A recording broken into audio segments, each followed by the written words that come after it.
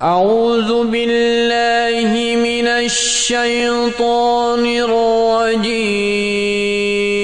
يا أيها الذين آمنوا كتب عليكم الصيام كما كتب على الذين من قبلكم لعلكم تتقون.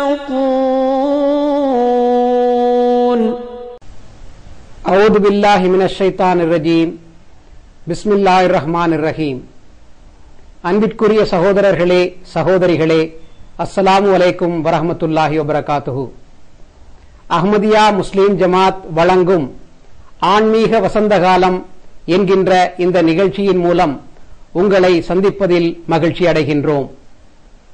இந்த நிகழ்ச்சியை பார்த்த பல சகோதரர்களும் சகோதரிகளும் பல கேள்விகளை கேட்டிருக்கிறார்கள். அந்த கேள்விகளுக்கு திருக்குர்ஆன் அடிப்படையிலும் ஹதீஸ்களின் அடிப்படையிலும் நாங்கள் பதிலளிக்க இருக்கின்றோம். முதல் கேள்வி பில்லி சூனியம் தொடர்பாக கேட்டிருக்கிறார்கள். கேள்வி: பில்லி, சூனியம், ஜின், பேய் என்பது என்ன? ஜின் தனி படைப்பா என்ற கேள்வியை கேட்டிருக்கிறார்கள். கேள்வி ஜின், பேய், பில்லி, சூனியம் போன்றவற்றை பற்றிய கேள்வியாகும். இந்த பில்லி, சூனியம், பேய் போன்றவற்றை பற்றி திருக்குர்ஆனிலோ ஹதீஸிலோ எந்த விதமான ஆதாரமும் இல்லை. இது பற்றி கூறப்படவும் இல்லை. மக்கள் அடிப்படையற்ற தவறான இந்த கொள்கைகளை வைத்திருக்கின்றார்கள். மாற்று மதத்தினரும் இப்படிப்பட்ட கொள்கைகள் இருக்கின்றன என்ற போதிலும் முஸ்லிம்களிடம் கூட, பாமர முஸ்லிம்களிடம் திருக்குர்ஆனையும் ஹஜ்ரத் ரசூலுல்லாஹ் ஸல்லல்லாஹு அலைஹி வஸல்லம் அவருடைய அறிவுரைகளையும் படிக்காத அறியாத மக்கள் இந்த மாதிரியான தவறான எண்ணத்திற்கு உள்ளாகி இருக்கிறார்கள். எனவே இந்த பில்லி போன்றவையெல்லாம் சுத்தமான பொய்யாகும், அடிப்படையற்றதாகும். பலர் இதற்காக அச்சப்படவும் கூட செய்கின்றார்கள்.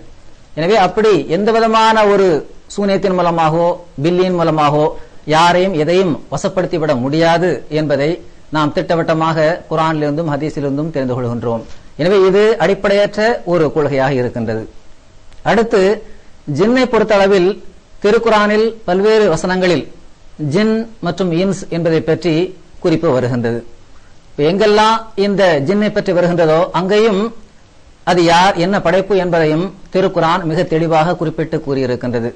உதாரணமாக திருக்குர்ஆனில் அதிகாரம் 51 வசனம் 67 வருகின்றது, ஒமா ஹலக்துல் ஜின்னா வல் இன்சா இல்லா லியஅபுதூன்.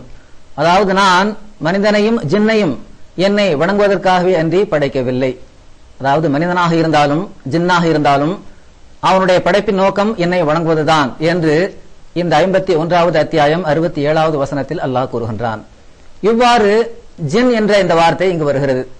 இதற்கு கூட ஒரு தனி படைப்பினம் என்று மக்கள் தவறாக கருதுகிறார்கள். அவ்வாறு தனி படைப்பினம் அல்ல. இந்த ஜின் என்ற அரபி சொல்லை எடுத்துக்கொண்டால் இது பல பொருள்களில் பயன்படுத்தப்பட்டிருக்கின்றது. அதனுடைய அசல் வார்த்தை ஜின் என்பதனுடைய அந்த அசல் சொல்லுக்கு அர்த்தம் மறைவானது, மறைந்திருக்கக்கூடியது என்பதுதான். எனவே நுண்ணிய கிருமிக்கு கூட அரபியில் ஜின் என்று சொல்லப்பட்டிருக்கின்றது. ஹஜ்ரத் ரசூலுல்லாஹ் ஸல்லல்லாஹு அலைஹி வஸல்லம் அவர்கள் கூறியதாக நாம் ஹதீஸில் பார்க்கிறோம், எலும்புகளை கொண்டு நீங்கள் சுத்தம் செய்யாதீர்கள், ஏனென்றால் அது ஜின்களுடைய உணவாகும் என்று ஹஜ்ரத் நபிகள் நாயகம் ஸல்லல்லாஹு அலைஹி வஸல்லம் அவர்கள் சொன்னதாக நாம் ஹதீஸில் பார்க்கிறோம். ஆக இங்கேயும் கூட ஜின் என்பது ஒரு தனிப்பட்ட ஒரு படைப்பினம், அதனுடைய உணவுதான் இந்த எலும்பு என்ற அளவுக்கு மக்கள் இந்த ஹதீஸையும் கூட தவறாக புரிந்து வைத்திருக்கிறார்கள்.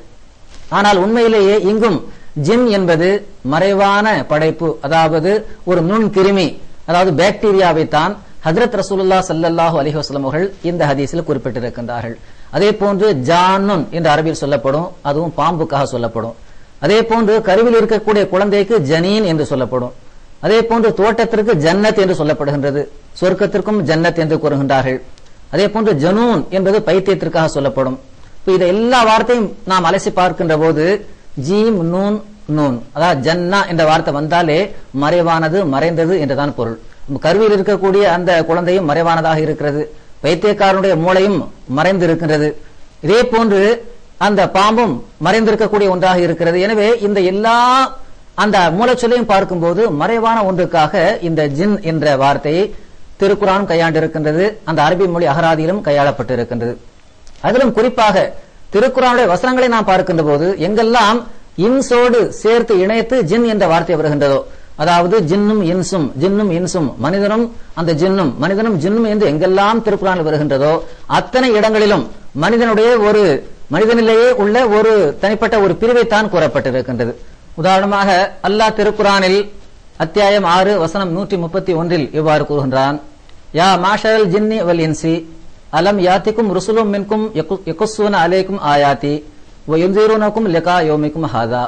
அதாவது ஜின் இன்ஸ் கூட்டத்தினரே, உங்களில் ரசூல் உங்களுக்கு வந்து என்னுடைய வசனங்களை உங்களுக்கு ஓதி காண்பிக்கவில்லையா, இந்த நாளை பற்றி உங்களுக்கு எச்சரிக்கை செய்யவில்லையா என்று கேட்பதாக வருகின்றது. இங்கே ஜின்னுக்கும் இன்சுக்கும், அதாவது மனிதனுக்கும் ஜின் கூட்டத்தினருக்கும் ரசூல்மார்களை அனுப்பியதாக அல்லாஹ் இந்த வசனத்தில் கூறுகின்றான். இந்த இடத்தில் இன்ஸ் என்ற அந்த மனிதனோடு சேர்த்துத்தான் ஜின் என்ற அந்த மக்களை பற்றியும் கூறப்பட்டிருக்கின்றது. இங்கு மனிதர்களில் ஒரு பிரிவினராகத்தான் இந்த ஜின் என்று கூறப்பட்டிருக்கின்றது. அவ்வாறு இல்லை என்றால் ஜின்களுக்கென்று ஒரு தனி ரசூல் அனுப்பப்பட்டதாக நாம் நம்ப வேண்டியது வரும். அவ்வாறு திருக்குரானிலோ நபிகள் நாயகம் ஸல்லல்லாஹு அலைஹி வஸல்லம் அவர்களோ தனிப்பட்ட முறையில் அந்த ஜின்களுக்கென்று ஒரு ரசூல் அனுப்பியதாக எங்கேயும் அவர்கள் கூறவில்லை. இதிலிருந்தும் அந்த ரசூல்மார்கள் அனுப்பப்படுவது இந்த மக்களுக்காகத்தான், அந்த மக்களுடைய ஒரு பிரிவாகத்தான், ஒரு பகுதியினராகத்தான் இந்த ஜின் இருக்கின்றார்கள். மறைமுகமாக இருக்கக்கூடிய அந்த மக்களை பற்றித்தான் ஜின் என்று கூறப்பட்டிருக்கிறது. எனவே சமுதாய தலைவர்களுக்கும் பொதுவாக ஜின் என்று இந்த அடிப்படையில் கூறப்படுகின்றது. ஏனென்றால் அவர்கள் மக்களுடைய பார்வையிலிருந்து பெரும்பாலும் மறைவாக இருக்கிறார்கள். எனவே மறைவாக இருக்கின்ற காரணத்தினால் அவர்கள் அந்த சமுதாய தலைவர்கள் கூட அவர்கள் ஜின் என்று அழைக்கப்படுகிறார்கள். எனவே பணத்தால், பயத்தால் மற்றும் பதவியால், அதிகாரத்தால் சாதாரண மக்களை விட வேறுபட்டு யார் இருக்கின்றார்களோ அத்தனை நபர்களுக்கும் ஜின் என்று திருக்குரானுடைய இந்த மரபு சொல்லின் அடிப்படையில் நாம் விளங்கிக் கொள்கின்றோம். ஆக மனிதனோடு தொடர்புபடுத்தி எத்தனை இடங்களில் திருக்குரானில் ஜின் என்று வந்திருக்கின்றதோ அது மனிதனுடைய ஒரு பகுதியினர் தானே தவிர தனி படைப்பு அல்ல என்பதை இந்த திருக்குரான் வசனத்தின் மூலமாக நாம் தெரிந்து கொள்கின்றோம். சுருக்கமாக ஜின் என்பது 3 வகையாக நாம் தெரிந்து கொள்கிறோம். ஒன்று, மனிதனோடு உள்ள அதே படைப்பினம்தான், ஆனால் மக்களுடைய பார்வையிலிருந்து மறைவாக இருக்கக்கூடிய அந்த மக்கள், அதனையும் திருக்குரான் ஜின் என்ற இந்த மரபு சொல்லில் குறிப்பிட்டிருக்கின்றது. இரண்டாவது, ஹஜ்ரத் ரசூலுல்லாஹ் ஸல்லல்லாஹு அலைஹி வஸல்லம் அவர்கள் பாக்டீரியாவையும் ஜின் என்று அழைத்திருக்கிறார்கள். காரணம், அந்த நுண்கிருமிகள், நோய் கிருமிகள் மறைமுகமாக இருக்கின்றன. மற்றபடி இந்த ஜின் என்று ஒரு தனி படைப்பினமாக இருக்கலாம், அது மனிதனுடைய கண்ணுக்கு புலனாகவும் இருக்கலாம், அல்லது சில வலிமார்கள், இறை நேசர்களுக்கு அந்த ஜின் தென்பட்டும் இருக்கின்றார்கள். எனவே அதை நாம் மறுப்பதற்கு இல்லை. ஆனாலும் கூட எந்த ஒரு ஜின்னும் மனிதனை கஷ்டப்படுத்தக்கூடிய அல்லது துன்பப்படுத்தக்கூடிய இந்த மாதிரியான எந்த ஒரு வகையும் ஜின் இல்லை. அது இஸ்லாத்தினுடைய கொள்கையும் அல்ல. மற்றபடி நல்லவர்களுக்கு உதவி செய்வதற்காக இறைவன் புறமிருந்து பல மறைமுகமான ஆட்கள் இருக்கலாம், மறைமுகமான படைப்பினங்கள் இருக்கலாம். அவ்வாறு பல வலிமார்கள் ஜின்களை பார்த்ததாகவும் குறிப்பிடுகின்றார்கள். எனவே அந்த தனிப்பட்ட அந்த வகை படைப்பினத்தை நாம் மறுப்பதற்கு இல்லை. ஆனாலும் எந்த ஒரு வகை ஜின்னாக இருந்தாலும் இந்த மக்களை துன்புறுத்தக்கூடிய அளவிலாக மக்கள் என்று நம்பி வைத்திருக்கிறார்களே, இந்த மாதிரியான ஒரு ஜின்னு உலகத்தில் எங்கேயுமே இல்லை என்பதை இஸ்லாத்தின் மூலமாக நாம் தெரிந்து கொள்கின்றோம். அடுத்த கேள்வி, 4 திருமணங்கள் செய்வது தொடர்பாக கேள்வி வந்திருக்கு. அவர் கேள்வியில கேட்கிறார், ஒருவர் 4 பெண்களை நிக்கா செய்யலாம் என்று சொல்லப்பட்டிருக்கிறதே, எந்த நிலையில் 4 பெண்களை நிக்கா செய்வது? எந்த பெண்ணும் தன்னுடைய கணவர் இன்னொருவரை திருமணம் செய்வதை விரும்புவதில்லை. இப்படி இருக்கின்ற நிலையில் இஸ்லாம் எந்த அடிப்படையில் இதனை அனுமதித்திருக்கிறது என்பது கேள்வி. நல்ல கேள்விதான். அதாவது ஒரு ஆண் 4 திருமணத்தை முடிக்கலாம் என்று இஸ்லாம் அனுமதி வழங்கி இருக்கின்றதே, எந்த ஒரு பெண்ணுமே ஒன்றுக்கு மேற்பட்ட திருமணம் முடிப்பதை, அதாவது தன்னுடைய கணவர் இன்னொரு திருமணம் முடிப்பதை விரும்ப மாட்டாளே என்பதுதான் கேள்வி. இறைவன் மனிதனை படைத்திருக்கின்றான். மனிதனுடைய இயல்புகளை நன்கு அறிந்தவன் இறைவனாக இருக்கின்றான்.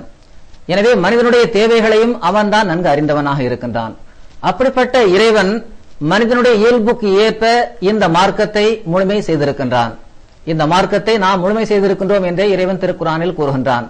அப்படி முழுமையான மார்க்கத்தில் இறைவன் சார்பாக ஒரு கட்டளை வந்திருக்கிறது என்றால் நிச்சயமாக அது மனித இனத்திற்கு பயனுள்ளதாக பயனுள்ள ஒரு கட்டளையாகத்தான் இருக்க முடியும். இந்த ஒரு நம்பிக்கை மூமினான நம்பிக்கை கொண்ட ஒரு பெண்ணுக்கு இருக்க வேண்டும்.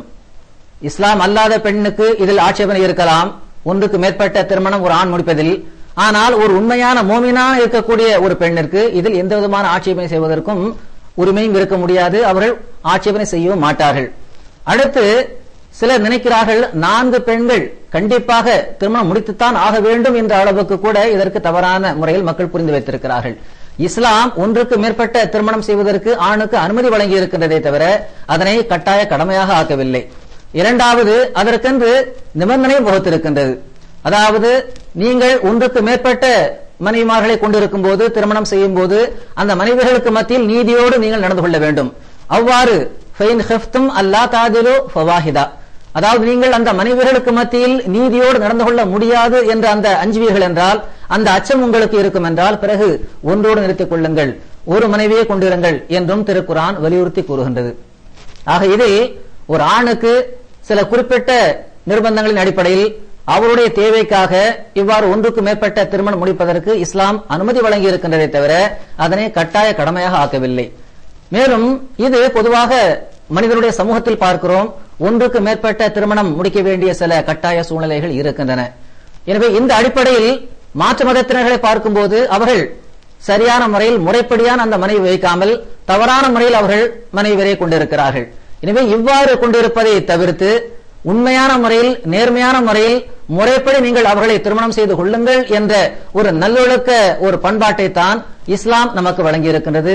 இந்த அடிப்படையில் தான் முஸ்லிம்கள் ஒன்றுக்கு மேற்பட்ட திருமணம் முடிக்கக்கூடிய கட்டாயம் ஏற்படும் போது ஒரு தேவையான காரணம் இருக்கும் போது அத்துடன் அவர்கள் அந்த திருமணத்தை முடிக்கிறார்கள். ஒரு சரியான காரணத்துடனும் தகுந்த ஒரு காரணத்தோடு மட்டுமல்லாமல் அதனை சமுதாயத்திற்கு முன்னால் அவர்கள் பறைசாற்றியவாறு சாட்சியோடு அதனை முடிக்கின்றார்கள். ஆக இது இஸ்லாம் இந்த மனித குலத்தினுடைய உண்மை, அதனுடைய மனித இயல்பினுடைய நிலைமையை கருத்தில் கொண்டவாறு அதற்காக வழங்கிய ஒரு உன்னத போதனையாக இருக்கின்றது. அடுத்து ஃபர்தா முறை தொடர்பாக கேள்வி வந்திருக்குது. கேள்வி எப்படின்னா, ஃபர்தா அணிவது முகம் மட்டும் தெரியும் அளவுக்கு ஃபர்தா அணியப்படுகிறது. இன்னும் சிலர் முகத்தையும் மூடி கண் மட்டும் தெரியும் அளவுக்கு ஃபர்தா அணிகிறார்கள். கால்களுக்கு சாக்ஸ் போடுகிறார்கள், கைகளுக்கு கிளவுஸ் போடுகிறார்கள். இவ்வாறு விதவிதமாக ஃபர்தா முறை அனுசரிக்கப்படுகிறது. இஸ்லாம் எவ்வாறு ஃபர்தா அணிய வேண்டும் என்று கூறுகிறது என்று கேட்டிருக்காங்க. இதுவும் பெண்கள் தொடர்பான ஒரு அருமையான கேள்விதான். பர்தாவை பற்றி இஸ்லாம் வலியுறுத்தி கூறி இருக்கின்றது, அதில் மாற்று கருத்து இல்லை. ஆனால் அந்த பர்தா ஒரு பெண்மணி எப்படி அணிய வேண்டும் என்பதில் பல்வேறு கருத்துகள் நிலவுகின்றனவே. உண்மை என்ன என்பதுதான் கேள்வி. திருக்குர்ஆனில் அல்லாஹ் பர்தாவை பற்றி கூறுகின்ற அந்த வசனத்தில் சூரா அன்-நூர் 24வது அத்தியாயம் வசனம் 32 இவ்வாறு கூறுகின்றான், குல்லில் முஃமினீன யக்லுல்ன மின் அப்சாரிஹின்ன வ யஃபதுன ஃபுரூஜஹுன்ன வலா யுப்தீன ஸீனத்தஹுன்ன இல்லா மா லஹர மின்ஹா வல் யضربன பிஹுமுரிஹின்ன அலா ஜுயூபிஹின். அதாவது நீர் நம்பிக்கை கொண்ட பெண்களிடம் கூறுவீராக, அவர்கள் தங்கள் கண்களை தாழ்த்தி வைக்குமாறு. ஆக பர்தாவுடைய அசல் தாத்பரியம் இங்கு கூறப்பட்டிருக்கின்றது. ஒரு உண்மையான மூமினான பெண்ணாக இருப்பார் என்றால் அவர் தங்களுடைய கண்களை தாழ்த்தி வைக்க வேண்டும். மூமினுடைய ஆண்களுக்கும் இதேதான் கட்டளை. எனவே கண்களை தாழ்த்தி வைத்தல் இதுதான் பர்தாவுடைய உண்மையான தத்துவம். அடுத்து அந்த பெண்மணிகளுக்கு என்று அவருடைய பாதுகாப்பிற்காக அல்லாஹ் அதிகப்படியான சில கட்டளைகளை வழங்கியிருக்கிறான். அவர்கள் தங்களுடைய மறைவிடங்களை பாதுகாத்துக் கொள்ள வேண்டும். மேலும் அவர்கள் முந்தானைகளால் தங்களுடைய மார்புகளை அணைத்துக் கொள்ள வேண்டும் என்றும் அல்லாஹ் கூறுகின்றான். அடுத்து அல்லாஹ் அதே வசனத்தில் கூறுகின்றான், இல்லா மா லஹர மின்ஹா, அவர்கள் அதனை அனைத்தையும் மறைத்துக் கொள்ள வேண்டும், தானாக வெளிப்படுவதை தவிர. இந்த தானாக வெளிப்படுதல் என்பதில் பொதுவாக உயரமாக இருத்தல், பருமனாக இருத்தல் போன்றவை இதெல்லாம் தானாக வெளிப்படக்கூடியதாக இருக்கின்றது. அதே போன்று இதில் தானாக வெளிப்படுதல் என்பதில் இந்த கை கால்கள் என்பது கூட அது முழுமையான முறையில் மக்கள் நினைப்பது போன்று சாக்ஸ் போட்டு அதனை அணைக்க வேண்டும் அல்லது கிளவுஸ் போட்டு அந்த கை உறையின் மூலமாக அந்த கையையும் முழுமையான முறையில் மறைக்க வேண்டும் என்று மக்கள் நினைக்கிறார்களே, அவ்வாறு அல்ல. மாறாக இல்லா மா லஹர மின்ஹா என்பதில் இந்த கைகள் மற்றும் கால்கள் இது தனிப்பட்ட முறையில் இருக்கின்றன, அது பர்தாவில் அடங்காது. எனவே இந்த கையையும் இந்த கையுறை போட்டு அணைக்க வேண்டும் என்றோ அதனை மறைக்க வேண்டும் என்றோ அதே போன்ற கால்களையும் காலுறை போட்டு அணைத்துத்தான் தர வேண்டும் என்பதோ இஸ்லாம் கட்டாய கடமையாக்கவில்லை. அடுத்து முகத்தை பொறுத்த அளவில் இந்த முகம் பர்தாவில் அடங்குமா, பெண்கள் முகத்தை மறைக்க வேண்டுமா என்ற ஒரு கேள்வி எழுகின்றது. இந்த முகமும் பர்தாவில் அடங்கும். எனவே அந்த முகத்தையும் மறைக்க வேண்டும் என்பதுதான் இஸ்லாமிய கட்டளையாகும். ஆனால் இன்று மக்கள் இந்த பர்தாவை தவறான முறையில் புரிந்து கொண்டதன் காரணமாக அதிகப்படியான முறையில் தன் மீது கஷ்டத்தை போட்டுக் கொள்கின்றார்கள். அதிகமான முறையில் முகத்தை முழுமையான முறையில் மறைத்துக் கொள்கின்றார்கள். அந்த அளவுக்கு சிலர் எவ்வாறு மிகவும் பலவந்தமான முறையில் இதில் பயன்படுத்துகின்றார்களோ அல்லது இதனை உபயோகப்படுத்துகின்றார்களோ அந்த அளவுக்கு இஸ்லாம் வலியுறுத்தி கட்டாயப்படுத்தி கூறவில்லை. மாறாக உங்களுடைய முகம், அதில் குறிப்பாக கண், நீங்கள் தாராளமாக வெளியே வைத்துக் கொள்ளலாம். கண் பார்க்க வேண்டியதாக இருக்கின்றது. எனவே முகத்தை நீங்கள் ஓரளவுக்கு மறைத்துக் கொள்ள வேண்டும் என்றுதான் கூறுகின்றதே தவிர முழுமையான முறையில் மறைக்க வேண்டும் என்ற அளவுக்கு இன்று சிலர் எந்த அளவுக்கு மிகவும் கஷ்டமான முறையில் அதில் ஈடுபடுத்துகின்றார்களோ அந்த அளவுக்கு பெண்ணை கஷ்டப்படுத்த வேண்டிய அளவுக்கு இஸ்லாம் ஒருபோதும் வலியுறுத்தி கூறவில்லை. ஆக இல்லா மா லஹர மின்ஹா என்பதில் அந்த கைகள் அடங்காது, கால்களும் அடங்காதுதான். ஆனால் முகத்தை பொறுத்தளவில் அந்த முகத்தை அவர்கள் மறைப்பது கட்டாய கடமையாகும். அடுத்த கேள்வியும் ஃபர்தா தொடர்பாக வந்திருக்குது. இந்த பெண்மணி கேட்டிருக்கிறாங்க, பிரெஞ்சு அதிபர் சர்கோசி சமீபத்தில் இந்த ஃபர்தா முறையை பற்றி, இந்த ஹிஜாபை பற்றி, இது பெண்களுடைய அடிமைத்தனம், இஸ்லாம் இவ்வளவு கொடுமையான ஒரு மார்க்கமா, இவர்களை ஃபர்தா முறையின் மூலமாக அடிமைத்தனம் செய்கிறது என்று கூறியிருக்கிறாரே, இது பற்றி உங்களுடைய கருத்து என்ன என்று கேட்கிறார். காலத்திற்கு பொருத்தமான ஒரு கேள்வியாகத்தான் இருக்கின்றது. இன்று இஸ்லாமிய பெண்கள் நாகரிகமான முறையில் இந்த பர்தா முறையை பேணுகின்றார்கள். நாகரிகம் என்பதற்கு இலக்கணம் தெரியாதவர்கள்தான் இந்த பர்தா முறையை ஆட்சேபனை செய்கின்றார்கள்.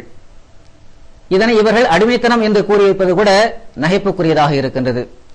ஒரு பெண் தனக்கு பாதுகாப்பு என்று நினைத்து எதனை அவர் மார்க்க சுதந்திரத்தின் அடிப்படையில், மார்க்கம் அந்த பெண்ணுக்காக கூறியிருக்கின்ற அந்த அறிவுரையின் அடிப்படையில் அவர் பர்தாவை பேணுகின்றார் என்றால் அது தவறு என்று சொல்வதற்கு இவர்களுக்கு என்ன உரிமை இருக்கிறது? எனவே இஸ்லாம் ஒரு பெண்ணிற்கு உங்களுடைய பாதுகாப்பிற்காக இவ்வாறு நடந்து கொள்ள வேண்டும் என்று கட்டளையிட்டிருக்கின்றது. அந்த கட்டளையை ஒரு இஸ்லாமிய பெண்மணி மனமுவந்து ஏற்று நடக்கிறார். எனவே அதில்தான் சுதந்திரம் இருக்கிறதே தவிர இல்லை இல்லை நீங்கள் நினைப்பது போன்று இப்படி நடக்கக்கூடாது என்று இஸ்லாமிய பெண்மணியை இன்னொருவர் அவர் மறுக்கிறார் என்றால், அதற்கான சுதந்திரத்தை வழங்க மாட்டேன் என்கிறார் என்றால் அதுதான் அடிமைத்தனமாகும். எனவே அடிமைத்தனம் என்றால் என்ன என்பதை மக்கள் முதலில் புரிந்து கொள்ள வேண்டும். ஒரு மார்க்கம், ஒரு மார்க்க சுதந்திரம் இருக்கிறது. அந்த மார்க்க சுதந்திரத்திற்கு முழுமையான முறையில் அந்த மக்களுக்கு நீங்கள் அனுமதி வழங்க வேண்டும். அவ்வாறு அனுமதி வழங்கவில்லை என்றால் அதுதான் நிச்சயமாக ஒரு அடிமைத்தனமாக இருக்க முடியும். எனவே இந்த பிரான்சில் தற்போது இவ்வாறு பர்தாவுக்கு எதிராக எதிர்ப்பு குரலும் பலர் கிளப்பி இருந்தார்கள். அதில் நாம் பார்த்தோம், பல பெண்கள் ஆர்ப்பாட்டம், தர்ணா போன்றவற்றிலும் கூட அவர்கள் கலந்து கொண்டார்கள். ஆனால் இந்த ஆர்ப்பாட்டம், தர்ணா போன்றவற்றில் இந்த இஸ்லாமிய பெண்களை கலந்து கொள்கின்றார்களே, இந்த எதிர்ப்பு முறையும் சரிதானா என்றும் நாம் சிந்திக்க கடமைப்பட்டிருக்கின்றோம். ஒரு பர்தாவை பற்றி ஒரு இஸ்லாமியர் அல்லாத ஒருவர் தவறான முறையில் விமர்சனம் செய்திருக்கிறார் என்றால் அதனை இவ்வாறு தர்ணா செய்துதான், போராட்டம் செய்துதான், ஆர்ப்பாட்டம் செய்துதான் அதனை எதிர்ப்பு குரல் கொடுக்க வேண்டுமா என்று நாம் சிந்திக்கின்ற போது இஸ்லாமும் அதற்கு ஒருபோதும் அனுமதி வழங்கவில்லை. இன்னும் சொல்லப்போனால் அந்த பெண்களில் பல பேர் தன்னுடைய சாதாரண நாட்களில் சரியான முறையில் அந்த ஹிஜாபை, பர்தாவை பேணாத மக்கள் தான் அந்த ஆர்ப்பாட்டங்களிலும் ஈடுபட்டு இருக்கிறார்கள் என்று கூட பத்திரிகை செய்திகள் குறிப்பிட்டிருக்கின்றன. எனவே உண்மையில் அந்த பெண்கள் சரியான முறையில் அந்த பர்தாவை மனமோந்து அவர்கள் அணிகின்றார்கள் என்றால் அதுவே போதுமானது. பிறகு இப்படிப்பட்ட எதிர்ப்புகள் வரும்போது அதிகமான முறையில் இன்னும் அதிகமாக அவர்கள் அந்த இஸ்லாமிய கலாச்சாரத்தை அவர்கள் பேணி நடக்க வேண்டும். இந்த அடிப்படையில் சமீபத்தில் அஹ்மதியா முஸ்லிம் ஜமாத்தினுடைய ஹலிஃபா ஹஜரத் 5வது ஹலிஃபத் மசி லண்டன் பெண்கள் மாநாட்டின் போது ஒரு கருத்தை குறிப்பிட்டிருந்தார்கள். ஒரு அஹ்மதி பெண்மணி பத்திரிகையாளர், அவர் இந்த பர்தா சம்பந்தமான இந்த விஷயத்திற்கு ஒரு விமர்சனம் எழுதியிருந்தார் பத்திரிகையில். அவள் கூறியிருந்தால், இந்த ஐரோப்பா மிகப்பெரிய கருத்து சுதந்திரம் வழங்குகிறது, மனிதனுக்கு மார்க்க சுதந்திரம் வழங்குகிறது என்று மார்தட்டி கூறுகின்றதே, ஆனால் உண்மையிலேயே தனிநபர் சுதந்திரத்தை, மார்க்க சுதந்திரத்தை இந்த ஐரோப்பா ஒருபோதும் வழங்கவில்லை, மேலை நாடுகள் ஒருபோதும் வழங்கவில்லை. ஏனென்றால் முஸ்லிம் பெண்கள் அவர்கள் சுயமாக விரும்பி தங்களுடைய இஸ்லாமிய அந்த கலாச்சாரத்தின் அடிப்படையில், இஸ்லாமிய போதனையின் அடிப்படையில் அவர்கள் பர்தாவை விரும்பி அணிகிறார்கள். அப்படி விரும்பி அணியும் போது அதனை நீங்கள் அணியக்கூடாது என்று நீங்கள் தடுக்கிறீர்கள் என்றால் சுதந்திரத்தை நீங்கள் எங்கே தருகிறீர்கள்? எனவே ஒருபோதும் நீங்கள் மார்க்க சுதந்திரத்தை தருவதில்லை. மார்க்க சுதந்திரம் நாங்கள் தான் தருவோம் என்று நீங்கள் சொல்வது வெற்று வாதம்தான் என்ற அளவுக்கு கூட அந்த அஹ்மதி முஸ்லிம் பெண்மணி பத்திரிகையாளர்களுக்கு செய்தி அனுப்பியிருக்கிறார். ஆக இவ்வாறுதான் நாம் நம்முடைய மாற்று கருத்துக்களை தெரிவிக்க வேண்டுமே தவிர தர்ணா செய்தோ போராட்டம் செய்தோ இந்த கருத்தை நாம் தெரிவிக்க கூடாது என்பதையும் இதன் மூலமாக நாம் முஸ்லிம் சகோதரர்களுக்கு தெரிவிக்க கடமைப்பட்டு இருக்கின்றோம். அடுத்த கேள்வி நோன்பு வைப்பது தொடர்பாக. அந்த கேள்வி கேட்டவர் எழுதுகிறார், 7 வயது அல்லது 8 வயது சிறுமிகளை வலுக்கட்டாயமாக நீங்கள் நோன்பு நோட்க வேண்டும் என்று கூறுகிறார்களே, அது மட்டுமல்ல நோன்பு நோற்றால் உனக்கு சவாபு கிடைக்கும், நற்கூலி கிடைக்கும், எனவே வயது ஒரு பொருட்டல்ல, நீ கண்டிப்பாக நோன்பு நோட்க வேண்டும் என்று கட்டாயப்படுத்துகிறார்கள். எந்த வயதில் நோன்பு ஆரம்பமாகிறது? நோன்பை பற்றி இதுவும் ஒரு முக்கியமான கேள்விதான். சிறுவர்கள் எந்த வயதில் நோன்பு வைக்க வேண்டும்? கஷ்டப்பட்டு நோன்பு வைக்கும்படியாக சில பெற்றோர்கள் கூறுகின்றார்களே, இது சரிதானா என்பதுதான் கேள்வி. நோன்பை பற்றி இஸ்லாம் வலியுறுத்துகின்ற நேரத்தில் வயதுக்கு வந்த சுகமுள்ள பயணி அல்லாத ஒவ்வொரு முஸ்லிம் ஆண் பெண்ணின் மீதும் இந்த நோன்பை இஸ்லாம் கடமையாக்கி இருக்கின்றது. விதிவிலக்காக அல்லாஹ் திருக்குரானில் மரீலன் அவ் அலா சஃபரின் என்று கூறுகின்றான். நோயாளியாகவோ அல்லது பயணத்திலோ இருக்கின்றவர் நோன்பு நோக்கக்கூடாது. இந்த 2 நபருக்கும் திருக்குரானுடைய வசனத்தின் அடிப்படையில் விதிவிலக்கு மிக தெளிவாக குறிப்பிடப்பட்டிருக்கின்றது.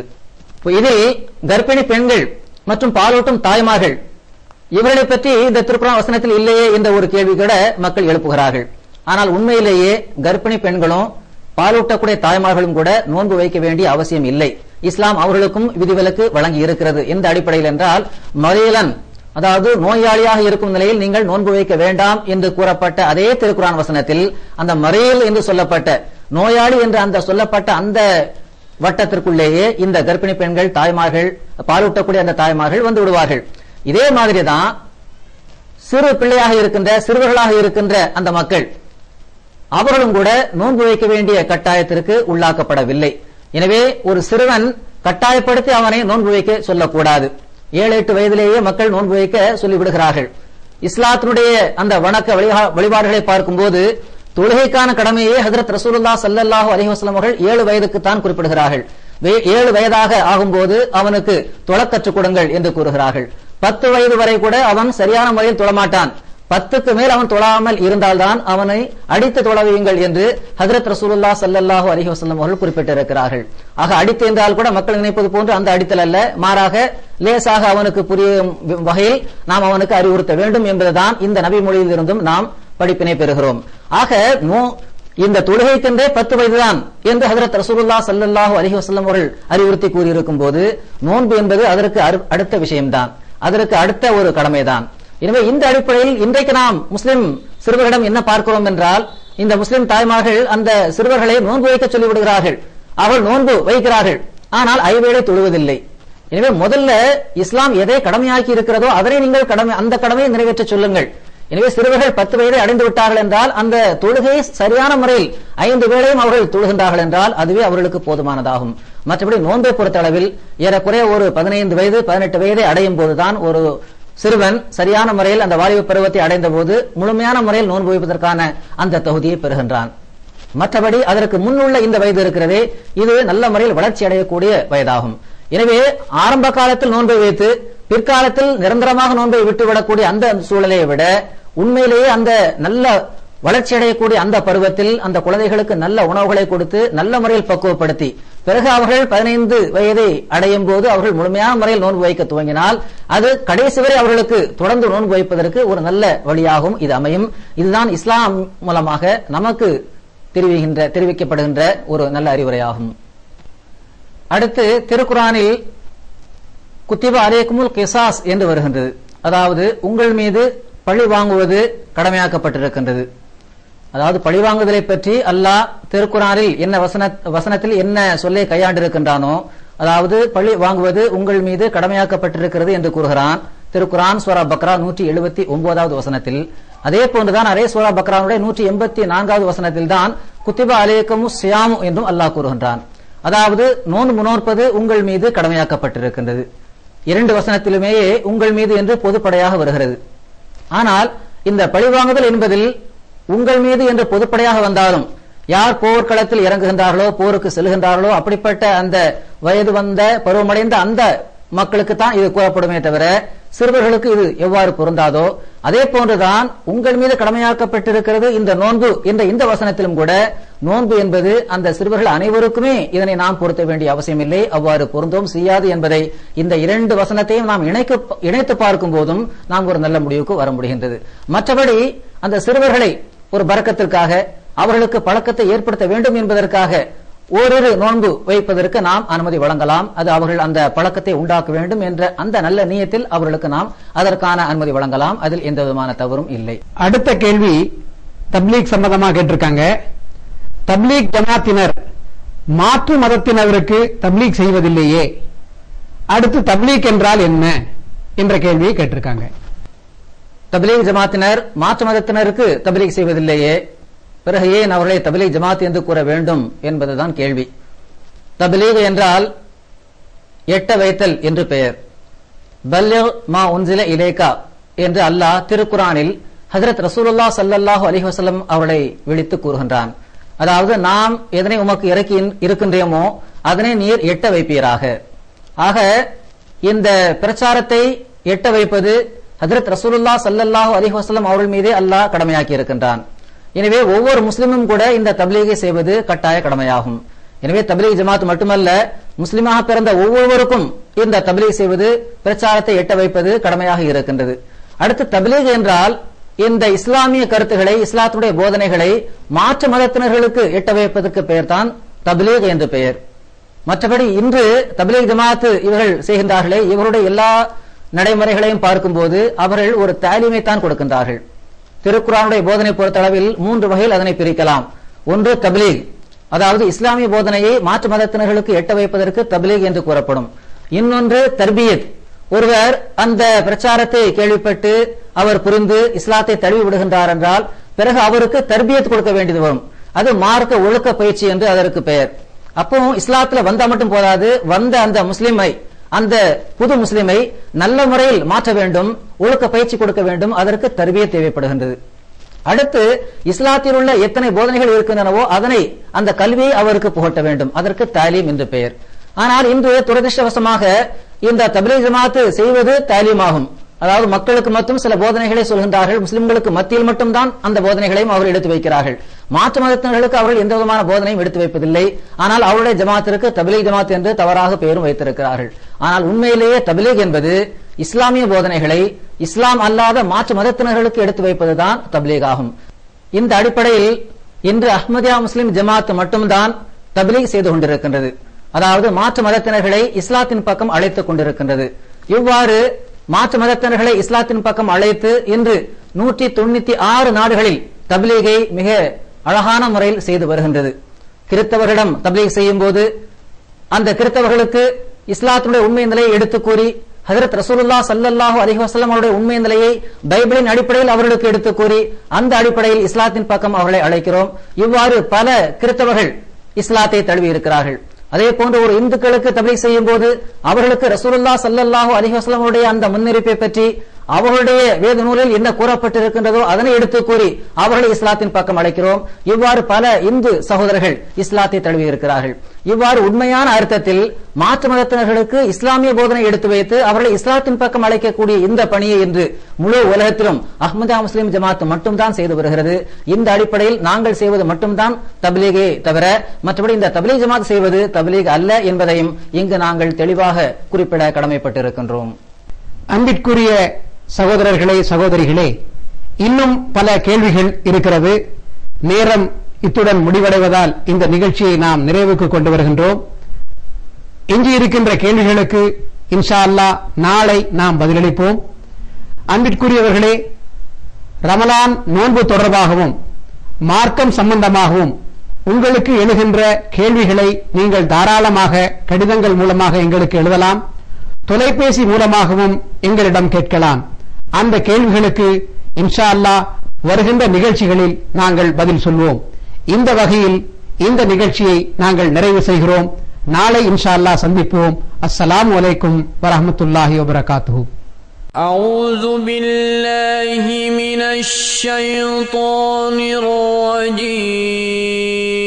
يا أيها الذين آمنوا كتب عليكم الصيام كما كتب على